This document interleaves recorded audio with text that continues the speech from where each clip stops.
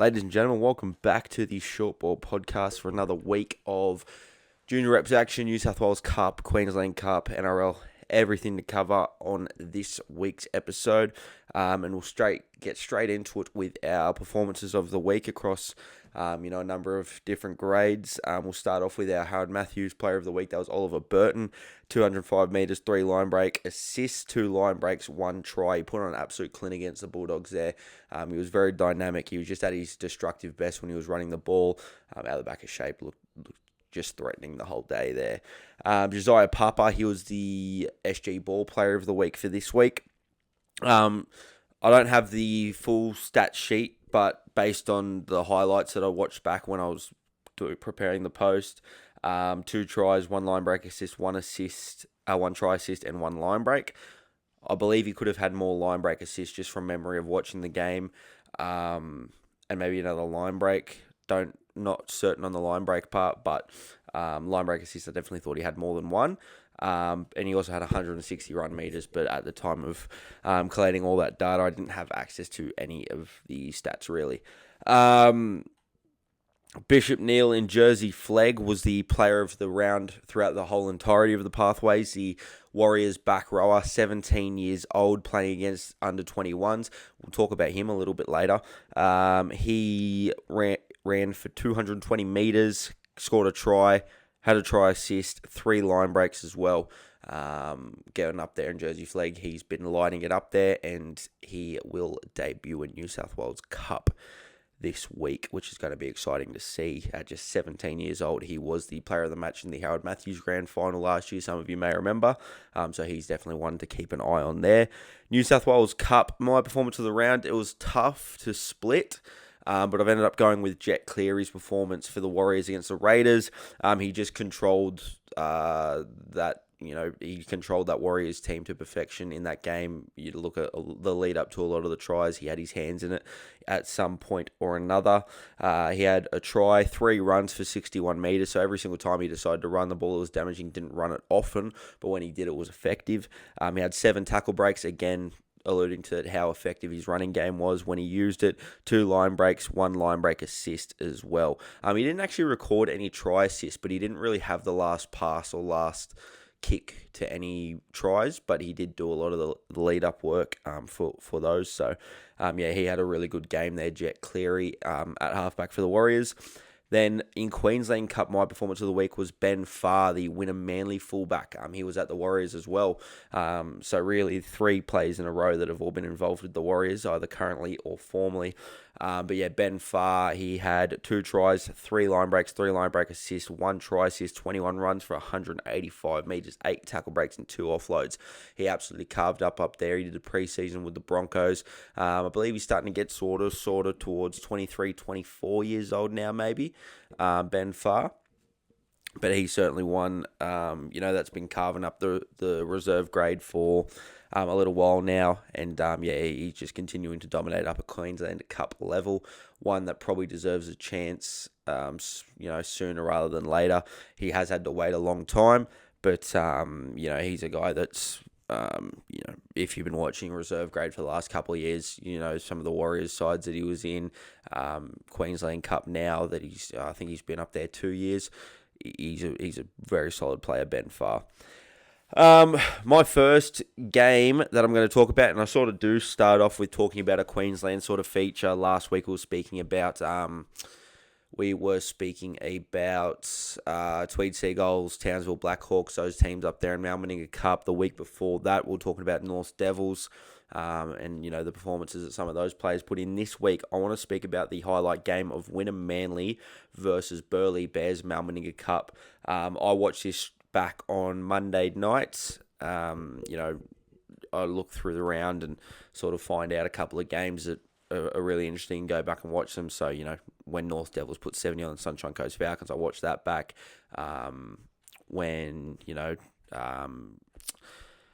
There's another game last week, I forget which one it was, that I watched. Calvin Harris-Davita's game for Winner Manly as well. So a couple of Winner Manly points coming up of late. I watched, just to, get a gauge of what's going on up in Queensland and when games interest me. This game was really, really high quality, and it looked that way on paper. I'm looking at these lineups, and there's a lot of high quality players that I already known from the last couple of years of covering the junior grades. And then, full-time scorer 24-22, and Peyton Gifford, who was down here in Sydney playing for the Roosters last year, in Harold Matthews. He's up there absolutely killing it for Winner Manly at the moment. He scores the game winner in this one.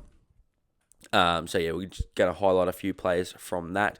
First one, guy that, I've been a big fan of for a while. Last year, I rated him the number one schoolboy in the country. He's under 18s at the moment, playing in that Mal Meninga Cup side and age up for the Burleigh Bears.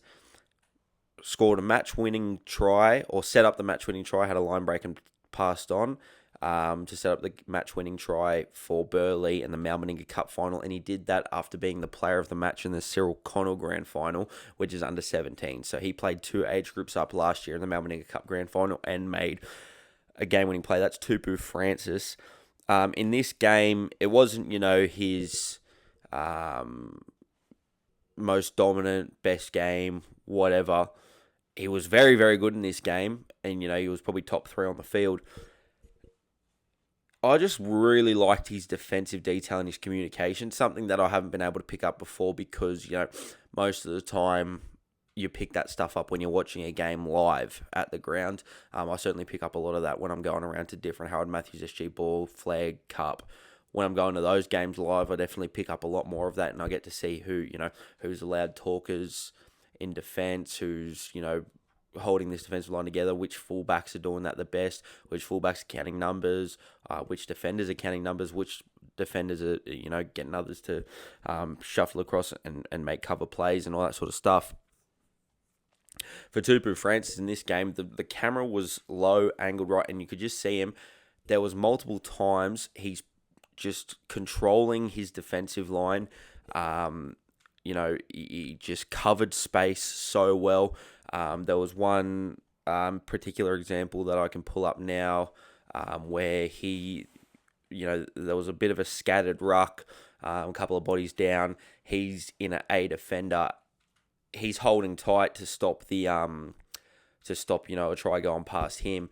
As soon as that ball goes past him, releases so quickly and allows his outside men time to get across. They shut down the play on the other side.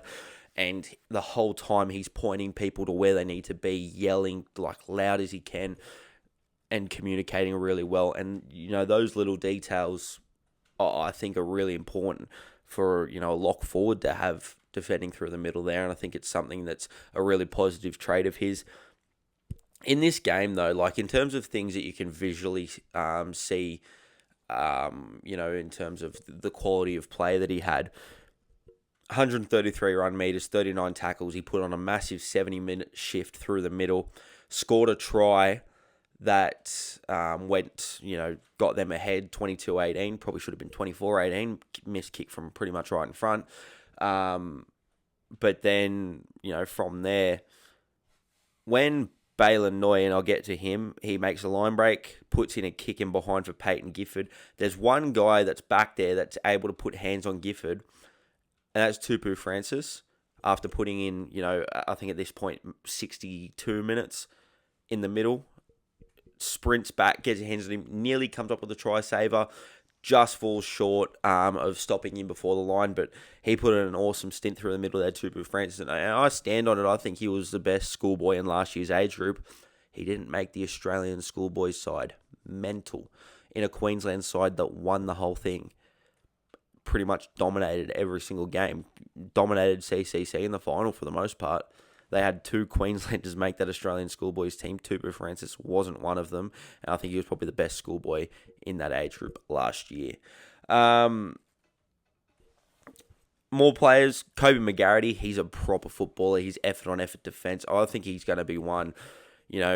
Might not play this year. Next year he'll be in Origin under-19s. Gun. I'm a really big fan of the work that he puts in both sides of the ball. He damages with his carries and puts in a lot of work there. But defensively, very, very strong player. and his effort areas are very, very high. It's right up there. I'm very impressed with him as a footballer. Sort of noticed him last year in Cyril Connell. He was in Dean Towers' side.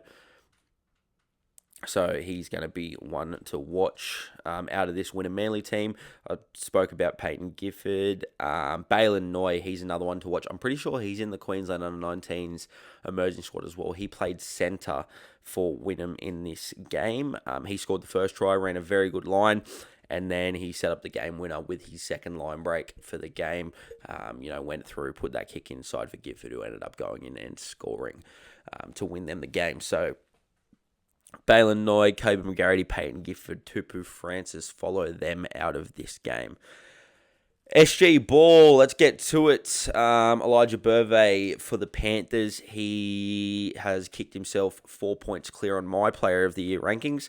Obviously, that's not the be-all and end-all. That's not, who determines the Player of the Year. But I think personally, from my watching of this SG Ball competition, following every single game, Elijah Burvey's been the best player in the competition this year so far. Hayden Watson would be right up there had it not been for the couple of weeks that he missed.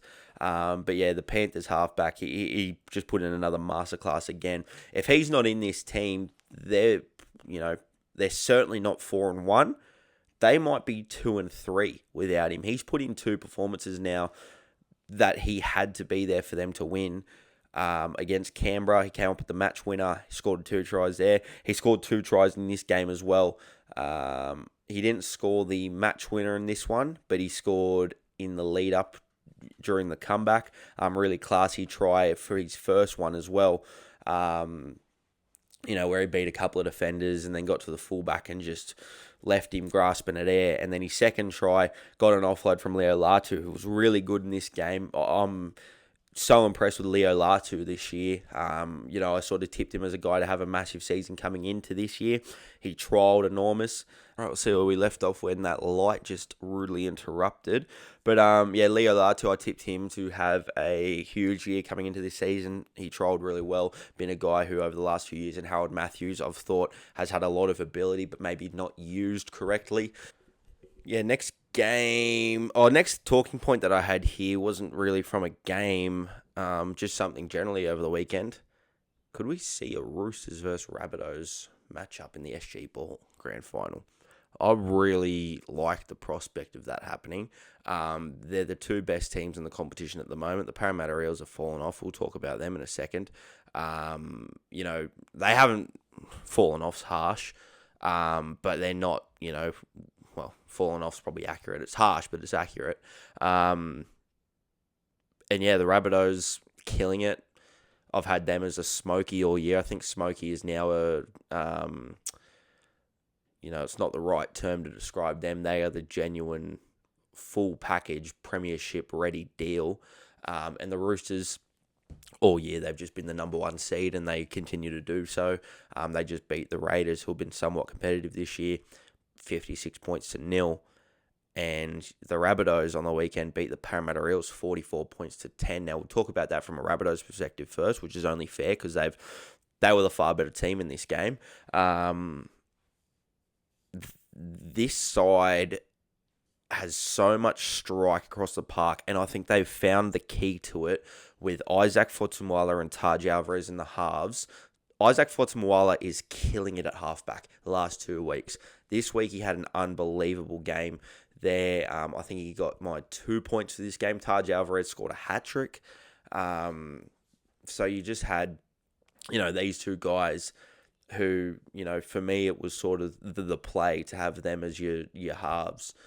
Isaac Fotumwala's kicking game's been good. He's created plenty of attacking opportunities. Dane Jennings is getting good ball off of him. Dean Tower is getting good ball off both Alvarez and Fotumwala. It's just all these things are coming together nicely for them. Phil Lavakiaho and Cody Hill are having unreal seasons through the middle. Phil Lavakiaho's probably been the form front rower in ball, not flag. You've obviously got Charleston Tarore, who's been really good for the Roosters. Christian Tapau Moores has been good for Magpies, the last couple of weeks. But yeah, Phil Lavicao throughout the whole year's probably been right up the tippity top. If he's not first, he's certainly top 3. And I spoke about Cody Hill last week. He needing to be in the New South Wales 19 side. So this is the team that just has all the right components to it, and the fact that this Fortu Moala at halfback has really worked for him, I think they're going to be a proper premiership threat. And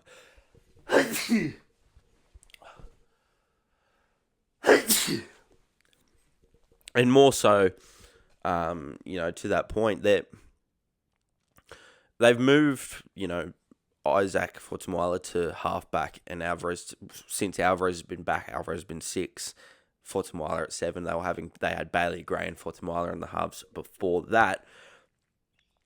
Since that move has been made, they just beat the Eels, who have been the top team in the comp, or top 2 team in the comp so far this season. They just beat them 44-10 in one of the most clinical displays we've seen this season. And then the week before that, they beat Manly 38 points to 6. And just, from that sample size, they've put on 82 points and conceded 16. It is dominance to the level of what the Roosters have done. I want to see them over the last couple of weeks. I think they got a pretty soft draw home. And they've really powered through the first couple of weeks. I think are they still unbeaten, the Rabbitohs? They might stay unbeaten if they are. Yeah, they are. Both teams, Roosters, Rabbitohs, Storm, are all undefeated in this competition this year. Storm have got the Panthers next. That's a big test. Panthers, who are 4-1, their only loss came up against the Roosters. 6 wins, 0 losses for all 3 of those teams. That's going to be awesome. I will talk about the Storm a little bit later as well. But their biggest test comes up against the Panthers this week, but they've been clinical all year. Parramatta's fallen down to 6, 3 wins, 1 draw, 1 loss. They need to get their act together in the last 3 rounds. But I'll talk about them in a second as well. For the Rabbitohs, Dane Jennings, he scored another freakish try on the weekend. To be completely honest with you, I watched that try when I was doing my rewatches. I think that was on that game Saturday night or Sunday night. It was late in the day. One of the days on the weekend. When I watched that try for the first time, I just thought, yeah, standard. It was like, oh yeah, that's a good try. Didn't particularly blow me away from the standards that Dane Jennings has set for himself in terms of highlight reel plays. He's got the best highlights reel in junior rugby league, Dane Jennings. Been saying that for a while. The work that he was doing at Central Coast, he should have a statue out of the front of there for the work that he put in the schoolboys competition there. He was really just untouchable on his day, coming through the grades. What I've really been impressed with Dane Jennings this season, I think it's been his best year in South colours. I think it's been his best year in South colours because every single week he has been really, really good for them. Carrying the ball, creating attack, and defensively. All those things. He's been really, it's clear that he's worked on his game a lot. This time last year, a couple of weeks, month or so later, but last year, SG ball season, they versed Parramatta at Redfern in a preliminary final. Dane Jennings had a stinker that day. He probably would have had 3 or 4 errors defensively. He wasn't great. Probably, one of the worst games I'd seen him play. And I go, well, you take the good with the bad with this guy. And the Rabbitohs generally, they played shocking that day. It's not particularly his fault. He was trying his heart out that day. He had a couple of runs that were unreal, but he just had so many errors. And it was just a really, inconsistent and poor performance generally. Versus the Eels on the weekend at Redfern Oval, same team that's, was arguably going better, or if not equal to last year's Eels side. A lot of guys from that Eels side are now just a year older. A lot of the key players, Cameron Bamblett's still there, Lincoln Fletcher's still there, all a year older. Ryder Talangi's still there. he dominated his opposite matchup. Nathan Howlett is no scrub defensively. He marked up Louis Lee last year in the SG Ball Grand Final and did a really good job there. He then beats, some very, very poor efforts, I thought, defensively from some of the Parramatta middles. And then, he breaks into the backfield. Cameron Bamblett, an Australian schoolboy fullback, is coming across. Again, pretty poor defense, if you ask me. Close to the sideline, 10 to 15 metres out, against a guy who, it's no secret how strong Dane Jennings is and his ability to come up with highlight plays. I just don't see the need to go high on him from that position.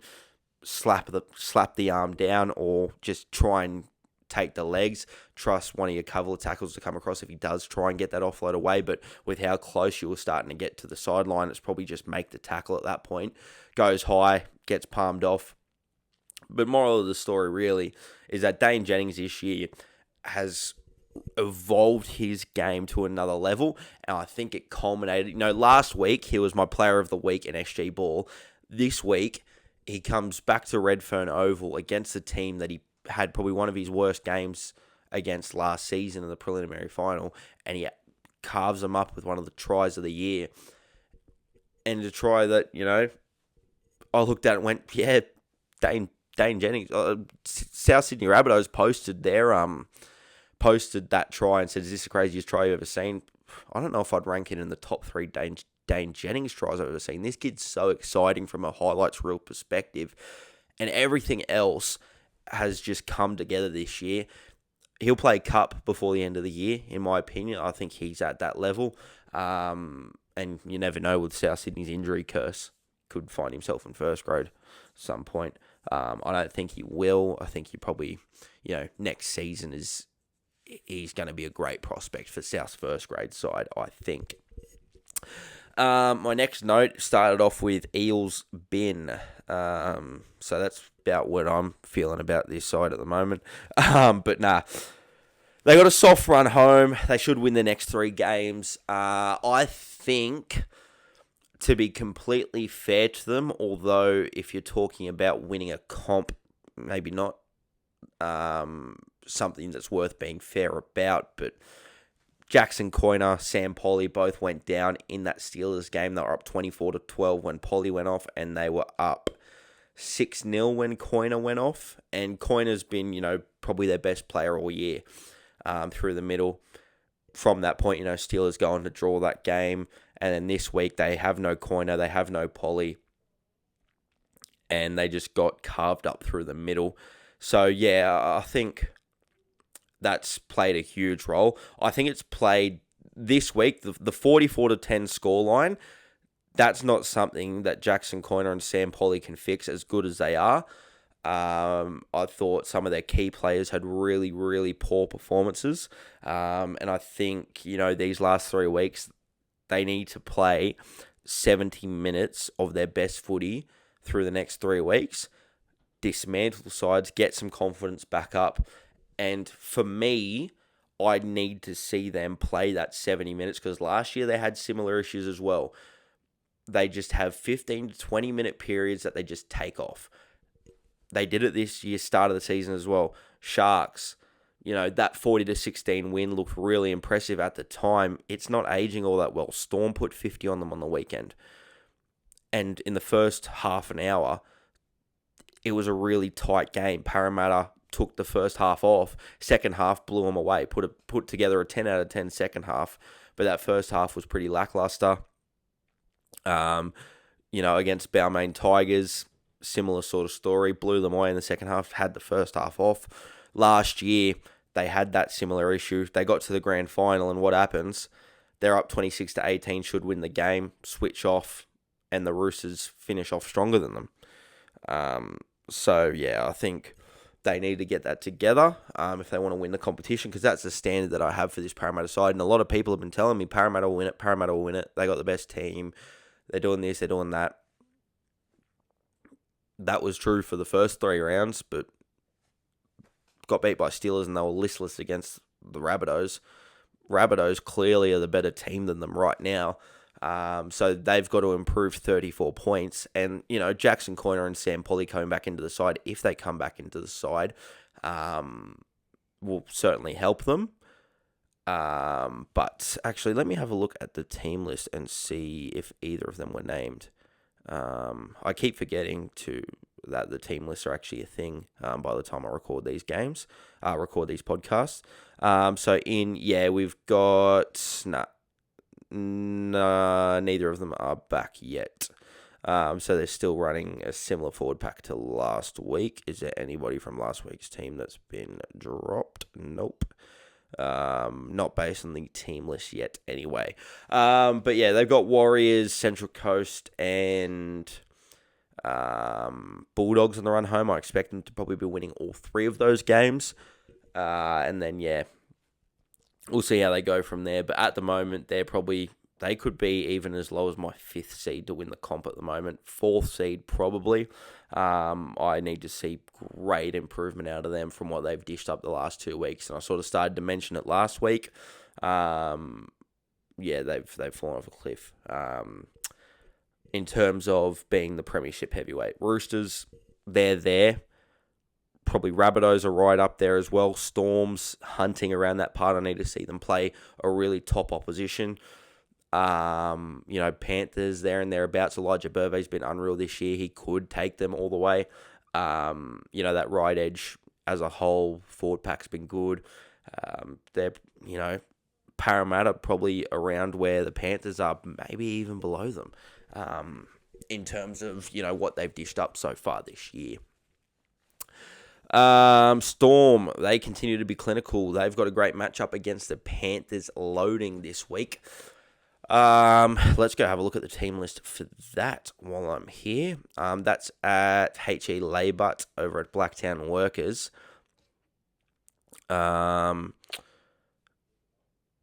Just looking at this team list, Cedric Peter Toffol is playing 9. Owen Knowles has been moved to 6. Don't hate that, to be completely honest. And Cruz Death is back on the interchange bench, which I like as well. He's able to create points there. Hunter Bell out, Nathaniel Tolu out. Nathaniel Tolu played flag last week, didn't he? Let me have a look back at last week's team list. Yeah, I think Tolu played flag. Yeah, they made that change last week as well, sorry.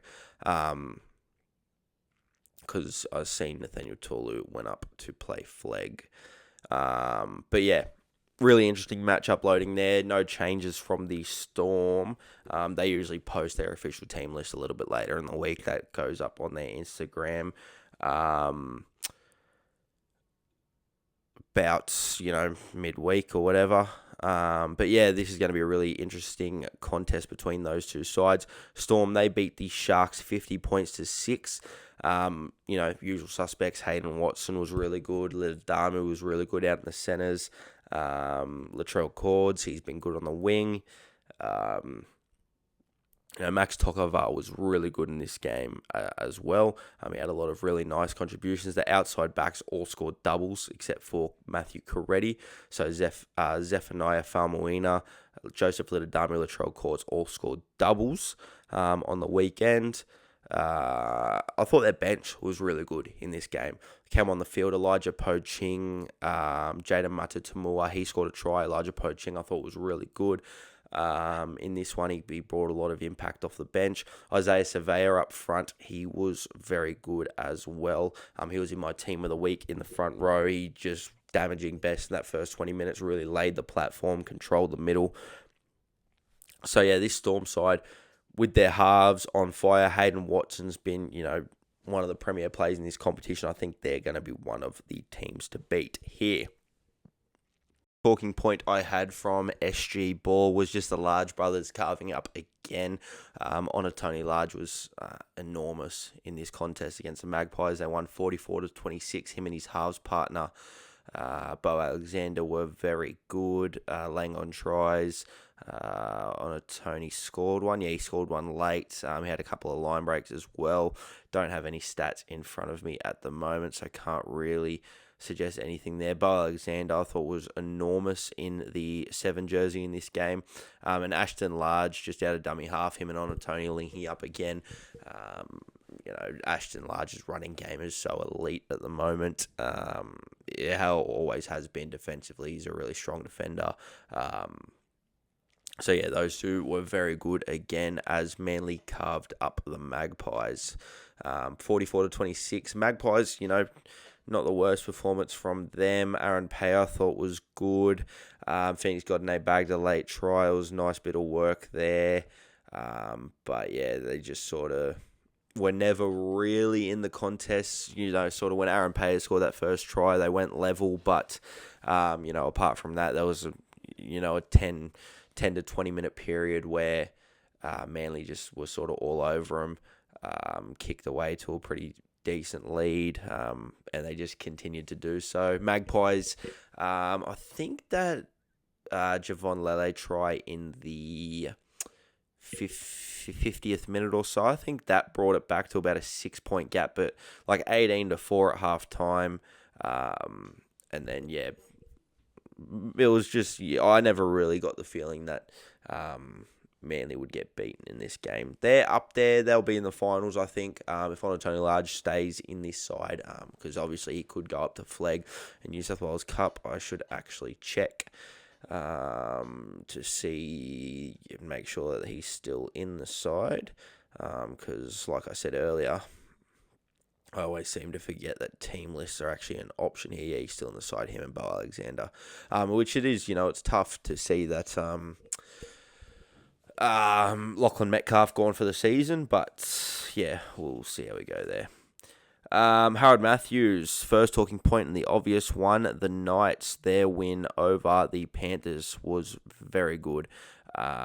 They dominated this game, really. Errors from the Panthers, they weren't at their absolute best. What was their completion rate in this one? 69%. Yeah, they're 18 for 26. Not great. They got dominated possession-wise, 58-42. It was just the Knights in firm control of this game. 7 line breaks to 1 is a huge stat.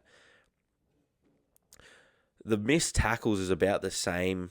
In fact, 44-40. A lot of these numbers are very similar, but the run meters is big dominance towards the Knights. The completion rate, possession, and then line breaks. Like, it just going straight through. The Knights scramble defense really good in this one. To keep a side like the Panthers to 10 points, you've got to be on, and they were. Ryder Tupou was enormous in this game. Malachi Favre Eli out wide as well. He was very good for the Newcastle Knights. Cade Mackay, he was very good. Who got my 3 points? Yeah, no, it was Ryder Tupou who got my 3 points in this game. He had a mad little stint straight out of the halftime break through a really nice cutout ball to put, I think it was Nate Vincent over. He had a couple of try assists to Malachi Favre Eli as well. So, good from them. They're now 6-0, or they might be 5-0, but they lead the Harold Matthews competition. Themselves and the Panthers, they were both undefeated going into that contest. Now the Knights are the only undefeated team, which sort of puts into context the fact that we've got 3 SG ball sides that are undefeated at the moment, and with how strong that competition is. Panthers still second. Rabbitohs, Steelers are breathing down their necks at the moment. They're both on 5 wins and 1 loss. Panthers obviously have already had a bye. So those other sides do still have a bye to come. Only 2 more games left, whereas the Panthers have 3. It's going to be an interesting finish to the season in Harold Matthews. Next point was South. They got out of jail against the Parramatta Eels again. Like I said last week, winning is a habit, and South have gotten themselves into the habit well and truly. And the Parramatta Eels have gotten into the, not the habit, but there's a pattern forming of losing games that they should not be losing. Just very tough, unfortunate losses for the Eels in the last 2 weeks. Games where they've been the better side both times. but just have not been able to close it out. And, you know, are you the better side if you're not switched on in that final minute? Probably not. You either put a team away or you're good for the full 60 minutes and win the game. But, this one came down to a Benjamin Wright flick pass back inside for Peyton Tuttle, who scored in the corner. He had a little bit of a mixed bag in this game. The first 50 minutes, I thought he was the best on ground. I was close to giving him my 3 points, and had I done so, he'd be 6 points ahead at the moment. But then sort of that last 5 to 10 minutes, he was a little bit... a little bit iffy, come up with a few, don't want to say hero plays, but, low percentage plays, chip and chases that didn't work, that led to Parramatta getting the field goal. He threw a pretty silly cutout ball at one point. He had another play. I think the flick pass. Yeah, he made a line break, or he was supporting a line break, and then he went to flick pass it back inside. I just thought it was a little bit of a forced rush play, especially when the scores were 10-all. So just a couple of those, all or nothing big plays he was going for. But apart from that, he was very good again. And I was saying it in SG Ball with Elijah Burber, he's probably locked up that SG Ball Player of the Year, or he's certainly a long way in front. And Peyton Tuttle has probably done the same thing, and Harold Matthews. I think there's a clear 2 options for the Player of the Year in both of those competitions.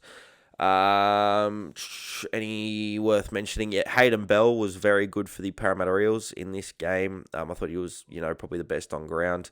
Over the course of the full game. Charlie Bateup, he was very good for South. He looked super dangerous the whole game. Harry Dorey, he had some nice moments. Benjamin Wright right up there. Lorima Siu was very good as well. Defensively, come up with a few really nice stops.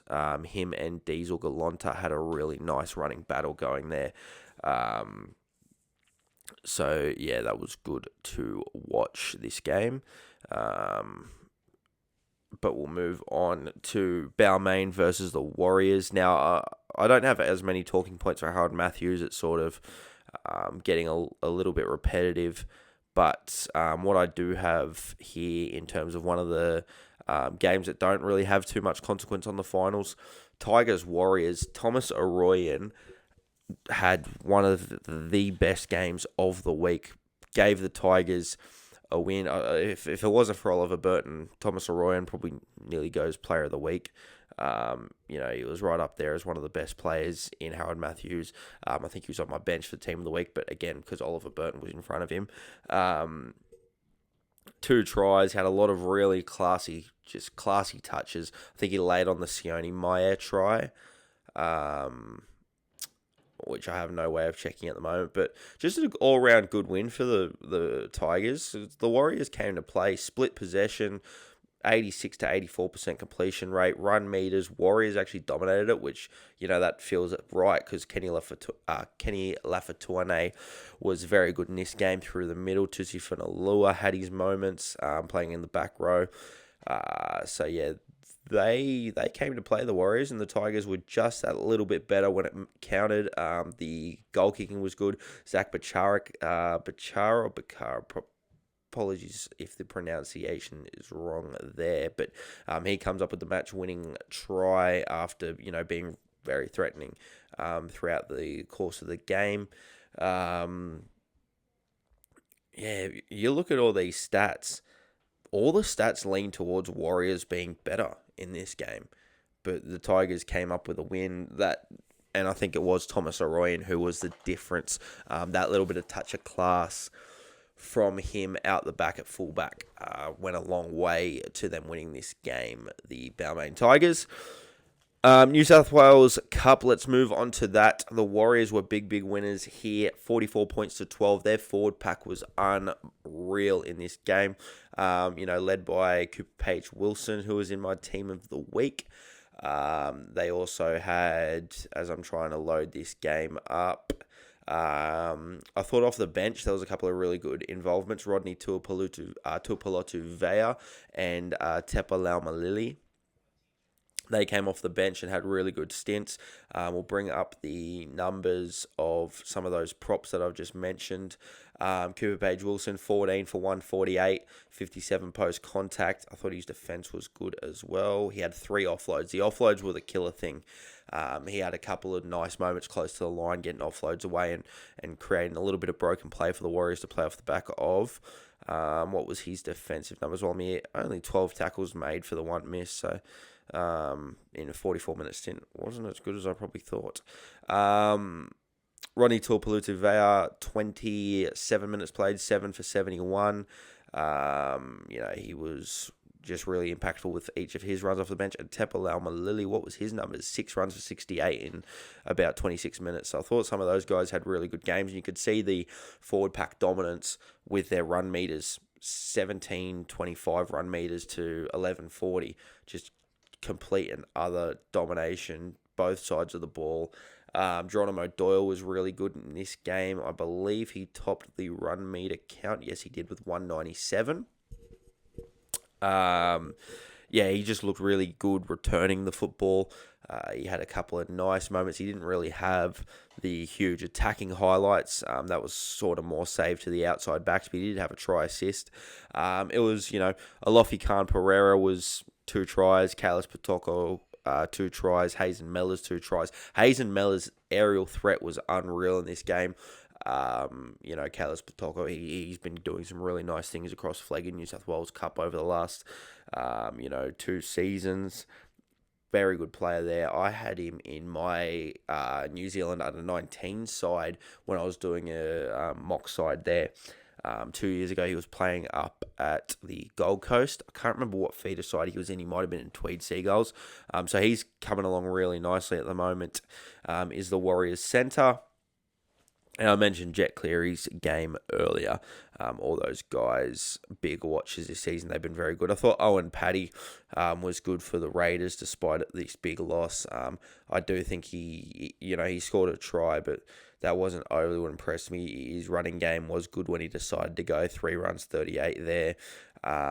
Defensively, he got through a shitload of work, 37 tackles. He did have a couple of misses, but, they were getting dominated through the middle, so you can forgive that from a number 9.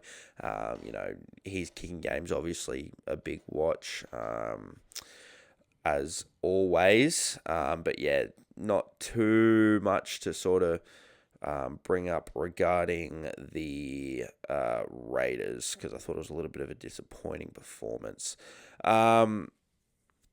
The next game was the Bears versus the Magpies. The Bears got away with a 26-16 win. I didn't watch this game. Like I said last week, New South Wales Cup, myself and AJ Luke Antonio from League Scene Pod, we have been splitting, the workload with New South Wales Cup, doing our 3-2-1s teams of the week and all that sort of stuff. But for this contest, Bears won 26-16. Amarin Gudgeon got the 3 points in this game.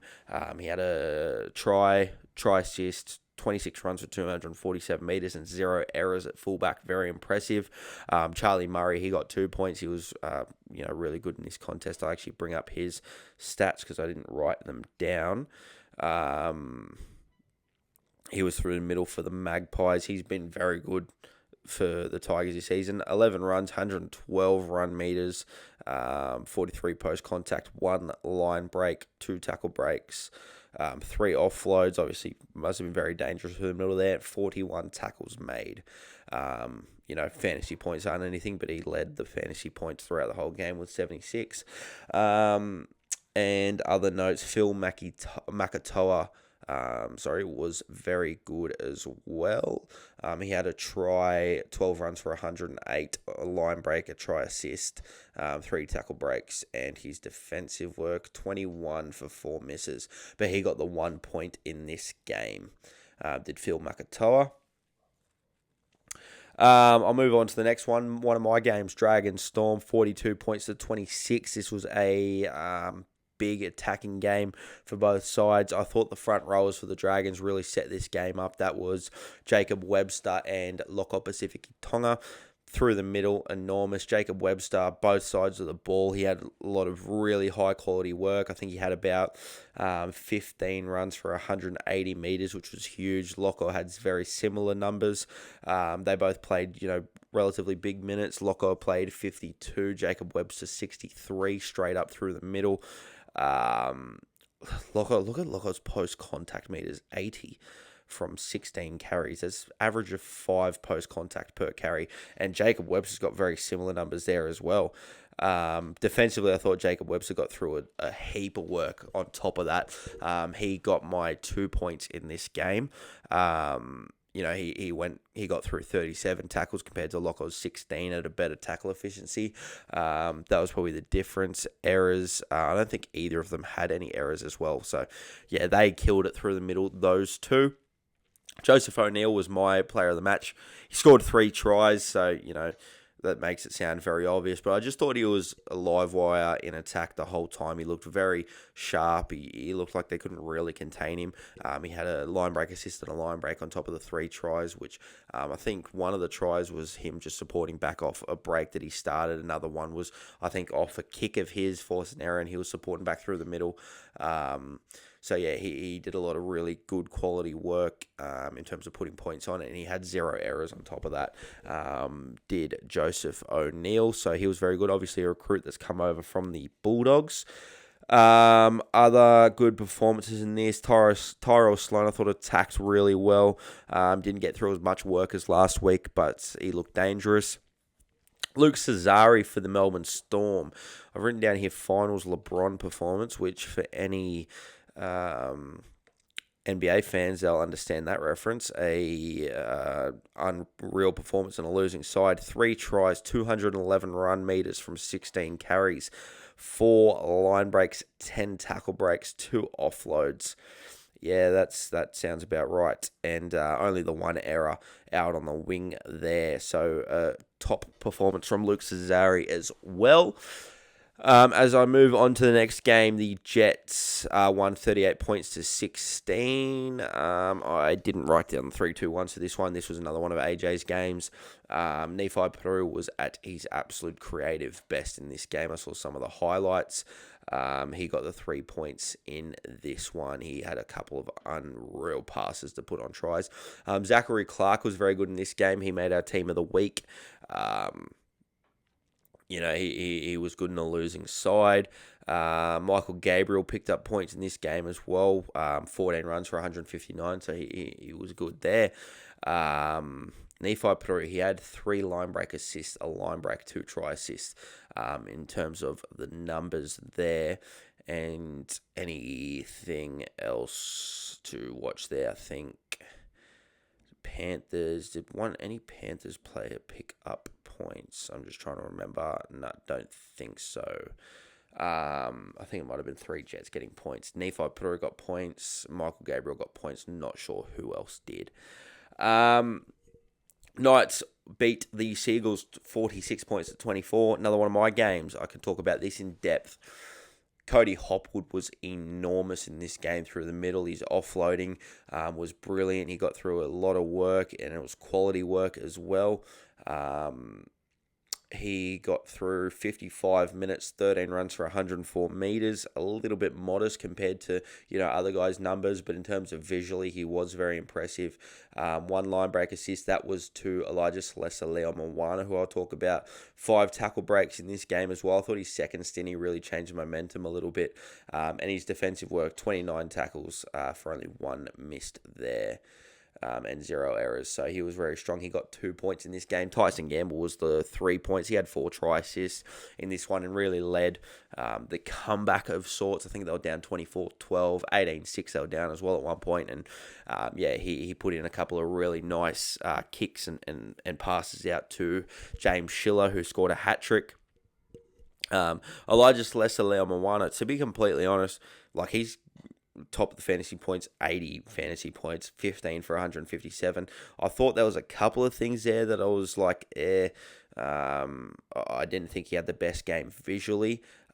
Two errors, 5 missed tackles, but he got through a lot of work. 15 for 157, and he had 41 tackles. But yeah, like I said, there was a couple of little errors and defensive mistakes that probably cost him picking up any points in this game, despite how dangerous he looked. And he did look dangerous. Like, there was times I definitely noticed him throughout this game, carrying the ball and bending the line back and breaking through. I think he had 2 line breaks. One of them was off Cody Hopwood's offload, and another one was for his try. So, very dangerous game again from Elijah Le'au-Moana, but just a couple of things there to work on for him.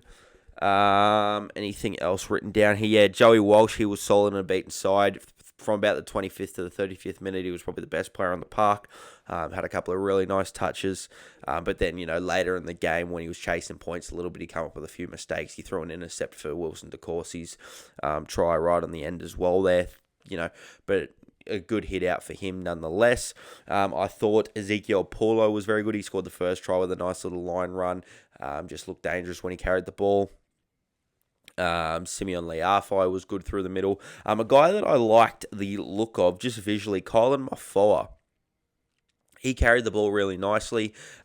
Big body, middle forward. He looks the right sort of shape for, a middle forward. I think he's a guy that, might be coming through. And, the Manly Seagulls forward pack has been a lot made of that. I think they've got a couple of guys in this New South Wales Cup side that could go right. Viliami Fafita, he was a little bit quieter this week, but he's another guy to watch there. So, like Simeon Leafai, he had 14 runs for 137 in 45 minutes. His defensive work wasn't as good, but 14 tackles, 2 misses, not the end of the world. In terms of numbers wise, he had a line break assist as well. On top of that, Colin Mafoa, what was his numbers? So he played only 27 minutes off the bench, but just visually looked very impressive. 8 runs for 78, with 34 post contact meters in that time. He had a tackle break, just 1 lone tackle break, and 10 tackles, 0 missed, and 0 errors as well, which is the good stats that you want to have. That's it for Manly. And the last one, Roosters beat the Rabbitohs 30-18. Rodwell was steering the ship in this game. He got the 3 points. Reece Foley was really good again. He's currently leading the New South Wales Cup MVP ladder that I got going over on Instagram. And Cody Ramsey, he picked up 2 points in this game as well, and he was also in the Team of the Week, as was Reece Foley at number 6. Numbers wise, what did Cody Ramsey punch out? A try, 19 runs for 201, a line break, 8 tackle breaks. Yeah, very good game there for Cody Ramsey. And then the 2 halves, they had, they combined for 2 line breaks, 3 line break assists, and 3 try assists. So, very good performance from the halves. Reece Foley got a double. Tom Rodwell as well, worth mentioning. He had a good game, made the Team of the Week as well. But, another one of AJ's games there. Moving on to the NRL debuts, rookies to talk about. I think Cooper Bye desperately needs more minutes. He shores up that middle for them a lot. He only played 20-odd on the weekend again. And, while he was on the field, Titans led 14-0, 12-0, 2 tries came while he was on the field. And then when he came off the field, the Dolphins shredded the middle apart. I'm not saying that's exclusively because of him, but I thought he had a really good performance again on the weekend. And I think he needs to be a high priority at this club. I don't know why Chris Randall is starting ahead of him, to be completely honest. Or getting at least as many minutes as he is getting over him. Cooper Bye needs to be playing more than 20 minutes in this side. He could be the rookie of the year if he played big minutes, and he should. Makasini was solid in his season debut. Probably didn't set the world alight, but did his job. In terms of the expectations that the NRL fan base had of him, but he just did his job. Got through enough work. He was getting after it from the centres. So solid there. Luke Hanson debuting this week. He's one to watch. Defensively, he's been really good this year, I've noticed. A little bit on the smaller side, but it does get through a lot of really high-quality defensive work. His attack has always been electric. He's sort of got that touch footy player feel to him. Where he can just create a lot of things. He's got very silky ball playing. And yeah, he runs the ball really well as well. He's sort of quick off the mark there. So, Luke Hanson going to be one to watch there. And Billy Phillips, another rookie that's killing it. He's going to be one to watch over the next couple of years for the Panthers. He's come through the SG ball side in the same age group as, Sanders, Billy Scott from a Panthers perspective, Liron Patea. I think they were all sort of in that similar sort of age group. Billy Phillips was, always very, very solid through the middle there. And he's come through. He killed it last year in New South Wales Cup. He's come through to the first grade now and is doing some really good things. He's offloading games, killed the Sharks on the weekend. So he's right up there in terms of the leading Rookie of the Year candidates at the moment is Billy Phillips. Other things I wanted to talk about, Queensland under-19s, they look scary this year. I've been concerned over the last 12 months about the fact that the Queensland pathways are looking stacked. And then you look at the guys that are down here, Elijah Burbe, Hayden Watson, they've been the top two players in SG Ball this year. David Bryanton, all Queenslanders. Jackson Coyner, Queenslander. The Queensland pathways, I talk about Tupou Francis and some of the other guys up there. Balin Noy, he'd probably be in and around that selection. There's a lot of really good players up in Queensland at the moment. A lot of good Queensland players that are coming down and dominating New South Wales comps. Queensland won everything last year in the pathways. Looks a little bit rough in New South Wales this year, because that 19 side is going to be very, very good quality. Couple of your questions from Instagram, and then I'll wrap it up. Question firstly about Apatwidal's future at Para, given the 1 and the halves are locked up. I believe I've spoken about this before, but if not, I'll revisit it. I don't think his future is at Para. I think he's going to be a very exciting player to watch, but I just think the 1 and the 6 and that ahead of him are just better footballers. He could be a guy that maybe they do develop into a 7 because he played 7 first week, and now he's playing fullback this week, and Joe Ash is playing 7, which I found very weird. But anyway, I think he'd be very good for a 6-man bench. Sort of similar to him and Cameron Bamblett are sort of in similar positions at the moment where. They could be good for a 6-man bench at Para, but I don't think they're going to jump anybody in their preferred positions. Howard Matthews' power rankings was the next question that I got. And I'm going to do a top 5 for you all like I used to do last year. I decided it wasn't worth a hassle this year, but I'll list them out for you. Knights in first after they just beat the Panthers. Panthers in second. They would have been first the whole year. Knights would have probably been second for most of the year. They might have been a little bit lower earlier on. But it's Knights, Panthers, the top 2, and I had them as my top 2 coming into this week. I think Rabbitohs have well and truly jumped into that 3rd spot. And I think the Parramatta Eels are in that 4th spot. They've been playing some really good footy. They've been super unlucky the last 2 weeks. And then Steelers I'd have in that 5th spot for the moment. Just because their game against the Western Suburbs Magpies was a little bit disappointing. They were good against Parramatta, but Parramatta were probably the better side for 99% of that game. And then last week they were a much improved outfit. But they're going to be a team that is going to be right there in the finish. Roosters would have been one that were up there but have fallen right out over the last couple of weeks. The Bulldogs would have been there and thereabouts, but they've fallen right out for me as well. They just got dispatched by the Steelers on the weekend, so I think there is a level between that top 5 and the rest of them. Jersey Flag predictions was another one, which isn't really a question, but just the way it's phrased. But anyway, I think the Warriors are going to be very strong in jersey flag this year. I think Jack Thompson, Harry Inch have been doing some unreal things. Bishop Neal, who I spoke about earlier in the podcast, and I forgot to speak about him again, but I'll quickly cover that. He's debuting in New South Wales Cup. I got told earlier in the day that he was going to be named in New South Wales Cup, and I thought, okay, he would be off the bench and it would be a good experience for him. Nah, 17 years old, starting. Mental. Anyway, yeah, that jersey flag side, been killing it so far this year. 2-0 with a points differential of 50. Average winning margin 25. Scored 92 points already this year. So, yeah, they're going to be a very tough side to beat. Apart from that, I haven't really seen too much of the other contenders. I've seen a little bit of some of the lesser sides in the comp. Dylan Brettle's back for the Storm this week, so that could be huge for them. Getting their skipper and their organising halfback and, grand final player of the match back.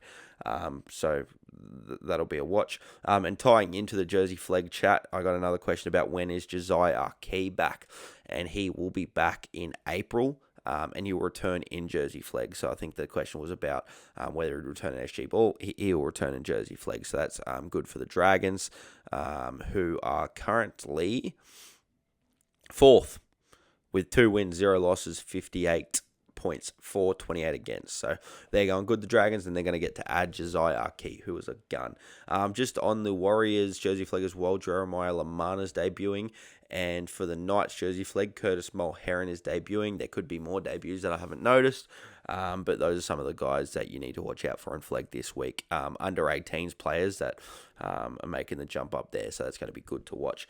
All right. Thanks for listening for another week. We'll see you on the next one.